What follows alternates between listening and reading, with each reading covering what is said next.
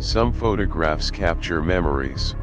Others capture things that were never supposed to exist.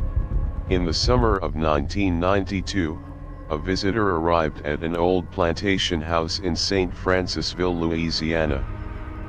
Before leaving, she raised her camera and took one final photograph. It was an ordinary afternoon. The front porch was empty. No children were playing outside. No one was standing near the entrance. She lowered her camera, got into her car, and drove away. Nothing about that moment seemed unusual. Days later, the film was developed. The photograph looked normal. Until someone noticed two young girls standing on the front porch. Their dresses looked old. Their faces were pale. They were staring directly at the camera. The photographer insisted those children had never been there. No one remembered seeing them. No one could identify them. And despite years of investigation, no one has ever fully explained how they appeared in the photograph. That single image would become one of the most famous paranormal photographs ever linked to an American haunted house. But the photograph wasn't the beginning. It was only the warning.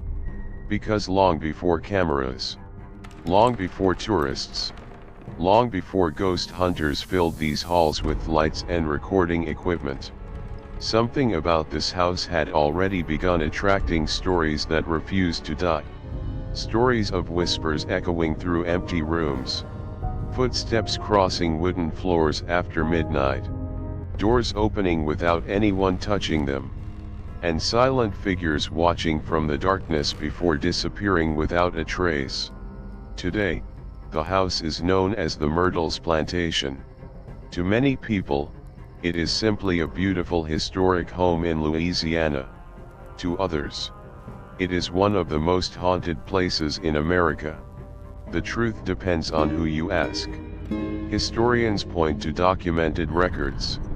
Witnesses tell stories they still cannot explain. And somewhere between those two versions, the mystery begins. To understand why this house became surrounded by fear, we have to travel back more than 200 years. To the